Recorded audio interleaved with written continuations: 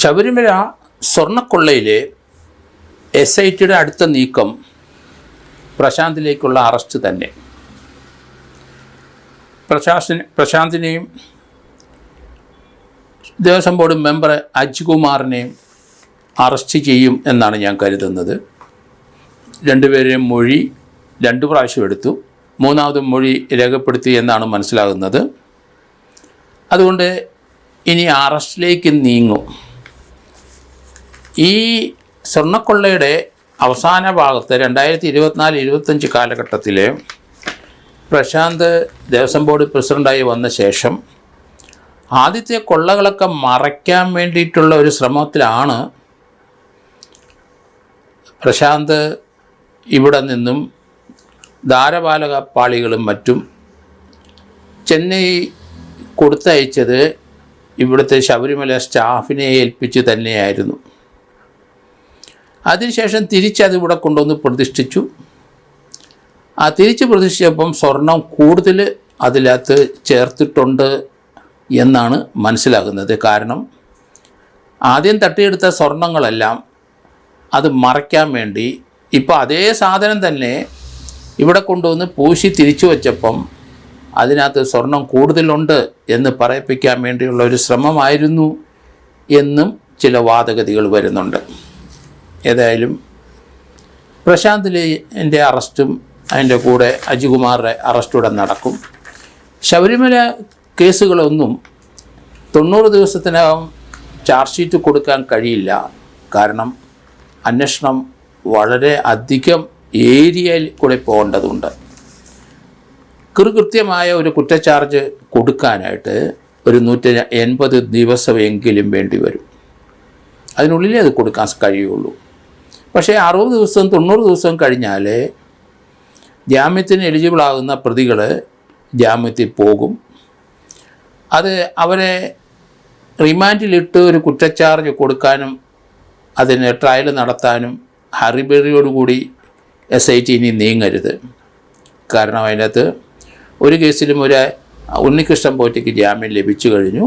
അടുത്ത ഒരു കേസിനും കൂടെ ജാമ്യം ലഭിച്ചാൽ ഉണ്ണികൃഷ്ണൻ പോറ്റിയും ജാമ്യത്തിൽ ഇറങ്ങിപ്പോവും.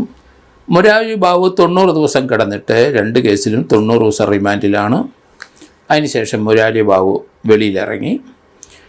മുരാരി ബാബുവിനെ ചോദ്യം ചെയ്യാനായിട്ട് ED തയ്യാറാകുന്നു.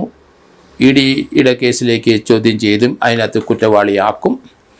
അതേസമയത്ത് ശബരിമല ദേവസ്വം ബോർഡ് പ്രസിഡന്റുമാരെയും അംഗങ്ങളെയും 2019 ശേഷമുള്ളവരെല്ലാം അറസ്റ്റ് ചെയ്ത് തീർക്കാനാണ് SIT ശ്രമിക്കുന്നത്.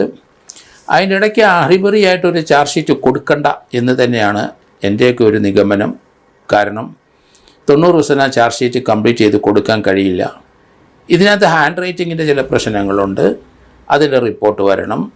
ഈ പ്രതികളുടെ ചിലരെ കയ്യക്ഷരം സാമ്പിൾ എടുത്തിട്ട് അത് ഹാൻഡ് റൈറ്റിംഗ് എക്സ്പെർട്ടിന് ഫോറൻസിക്കിൽ പരിശോധിക്കണം.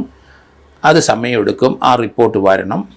അതെല്ലാം കിട്ടിക്കഴിഞ്ഞെങ്കിൽ കുറ്റമറ്റ ഒരു കുറ്റച്ചാർജ് ഹാജരാക്കാൻ കഴിയുള്ളൂ. അങ്ങനെ നോക്കുമ്പം നേരത്തെ എല്ലാവരും പ്രതീക്ഷിച്ച പോലെ 90 ദിവസത്തിനകം ചാർജ് ഷീറ്റ് കൊടുക്കും. അങ്ങനെയാണ് എല്ലാവരും കരുതിയിരുന്നത്. അത് നടക്കില്ല. കാരണം കുറ്റച്ചാർജ് തയ്യാറാക്കാൻ സമയമെടുക്കും. 2 കേസ് മാത്രമല്ല, തുടർച്ചയായിട്ട് പല കേസുകളും ഇനി എടുക്കേണ്ടി വരും. മൂന്നാമതൊരു കേസ് കൂടെ ഇപ്പം രജിസ്റ്റർ ചെയ്ത് കഴിഞ്ഞു. അത് കൊടിമരത്തിൻ്റെ ആണെന്ന് എനിക്ക് തോന്നുന്നു. ഇനി അടുത്ത കേസുകൾ ഒന്നിന് പുറകെ ഒന്നായിട്ട് വരും. അതിനകത്ത് പ്രതികൾ മാറി മറിഞ്ഞ് വരും. അതോടൊപ്പം തന്നെ EDയുടെ അന്വേഷണവും തകൃതിയിൽ നടക്കുകയാണ്.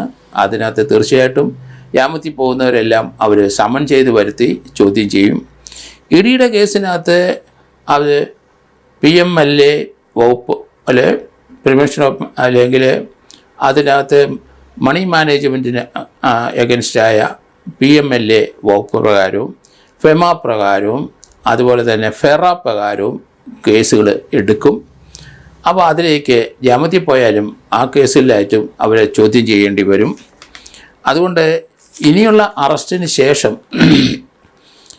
ഹറിബറിയായിട്ട് ഒരു കുറ്റച്ചാർജ് കൊടുക്കാനൊന്നും SIT ഇനി പോകണ്ട. ജാമ്യം കൊടുത്തേ പറ്റുള്ളൂ. ജാമ്യം കൊണ്ട് മാൻഡേറ്ററിയാണ്. അവരെല്ലാവരും ജാമ്യത്തിൽ പോകും. പോട്ടെ. അതിനുശേഷം ഒരു 150 ദിവസത്തിനകം ചാർജ് ഷീറ്റ് കൊടുത്ത് എത്രയും പെട്ടെന്ന് ട്രയൽ നടത്താക്കാൻ ശ്രമിക്കുക. അതുപോലെ തന്നെ ഫോറൻസിക് റിപ്പോർട്ട് കിട്ടേണ്ട ഹാൻഡ് റൈറ്റിംഗ് അതുപോലെയുള്ള റിപ്പോർട്ടുകൾ പക്ഷേ ഇതിനകത്തൊരു ഡിഫക്റ്റ് മേജറായിട്ട് വരുന്നത് തൊണ്ടി സാധനങ്ങളെയാണ്. തൊണ്ടി സാധനങ്ങൾ സ്വർണം റിക്കവറി ചെയ്യണമെന്ന് നിർബന്ധമില്ല. ഇവിടുന്ന് പോയ പാളികൾ കണ്ടെത്തും. ഒരെണ്ണമെങ്കിലും പാളി കണ്ടെത്താനുള്ള ശ്രമം നടക്കണം. അത് ജയറാമിൻ്റെ അവിടെയും അതുപോലെ സ്മാർട്ട് ക്രിയേഷൻസിലും രണ്ടും സ്വർണ്ണപ്പാളിയും ധാരപാലകപ്പാളിയും അതുപോലെ കട്ടലപ്പാളിയും രണ്ടും അവിടെ ചെന്നു എന്ന് മനസ്സിലായിട്ടുണ്ട്. അവിടെ വെച്ച് അത് പൂജയും നടത്തിയിട്ടുണ്ട്. അതുകൊണ്ട് അവിടെ ചെന്ന ശേഷം അതെങ്ങോട്ട് പോയി, അതാണ് SIT കണ്ടെത്തേണ്ടത്. അത് കൃത്യമായിട്ട് അതിൻ്റെ സ്വർണ്ണം ഉരുക്കിക്കൊണ്ട് കൊണ്ടുപോയിക്കോട്ടെ, അത് ആ പാളിയുടെ ചെമ്പ്, ഒറിജിനൽ ചെമ്പ്, അപ്പോൾ അത് കണ്ടെത്തുക. അതിൻ്റെ സ്വർണം പോകുന്നത് പ്രശ്നമല്ല. കാരണം അത് ഐഡൻറ്റിഫൈ ചെയ്യും. അത് വെച്ചവർ ശബരിമലയിൽ അതിൻ്റെ എക്സ്പെർട്ടുകളുണ്ട്, അവർക്കത് കണ്ടാൽ തിരിച്ചറിയാം. അതുകൊണ്ട് ആ പാളി പൊതിഞ്ഞ ഒറിജിനൽ ചെമ്പ് തകിടുകൾ അത് എവിടുന്ന് കാരണം അത് കണ്ടെത്തണം. സ്വർണം എടുത്തതാണെങ്കിൽ, അല്ലെങ്കിൽ അതേപടി സ്വർണവും ചെമ്പും കൂടെ ചേർന്ന ആ പാളികൾ എവിടെയെങ്കിലും ചെന്ന് ചേർന്നിട്ടുണ്ടാവും. അത് അവിടുന്ന് ഇന്ത്യക്ക് വെളിയിൽ പോയി കഴിഞ്ഞാൽ അത് തീർച്ചയായിട്ടും അങ്ങനെയുള്ള കച്ചവടക്കാരെ എത്തിക്കഴിഞ്ഞാൽ അത് മറിഞ്ഞ് കച്ചവടം ചെയ്ത് പോകുമ്പം അത് കണ്ടെത്താൻ താമസിക്കും. അതുകൊണ്ട് ഒറിജിനൽ സാധനം ഇവിടുന്ന് കടത്തിയത് കണ്ടെത്താനായിട്ട് വളരെ ബുദ്ധിമുട്ടാണ്. അതേസമയത്ത് വേറൊരു കാര്യമുണ്ട്. ആ ഒറിജിനൽ സാധനത്തിൻ്റെ തന്നെ ആയിരിക്കാം ഇപ്പോഴത്തെ പ്രശാന്തിൻ്റെ കാലഘട്ടത്തിൽ അപ്പം സ്വർണം പൂശിക്കൊണ്ടുവന്നത്. അത് അവിടെ ഇരുന്ന് ഒറിജിനൽ ആണോ എന്നുകൂടെ ഒരു തീരുമാനം മതി. അത് ഒറിജിനലാണെങ്കിൽ കുറ്റച്ചാർജ് കൊടുക്കുന്നതിൽ, കാരണം അതിൻ്റെ സ്വർണം അടിച്ചെന്നേ ഉള്ളൂ. ഒറിജിനലാണ് ആ ചെമ്പ് അല്ലെങ്കിൽ ചെമ്പ് പാളികൾ എന്ന് സർട്ടിഫൈ ചെയ്യാൻ അത് പണിത് കൊടുത്തവർ ഇപ്പോഴും ജീവിച്ചിരിപ്പുണ്ട്. അത് കൈകാര്യം ചെയ്തവരുണ്ട്. അവരുടെ സർട്ടിഫിക്കേഷൻ മതിയാവും എന്നാണ് ഞാൻ കരുതുന്നത്. ദേവസ്വം പ്രസിഡന്റുമാരെയും ദേവസ്വം മെമ്പർമാരെയൊക്കെ അറസ്റ്റ് ഏകദേശമൊക്കെ തീരാറായി.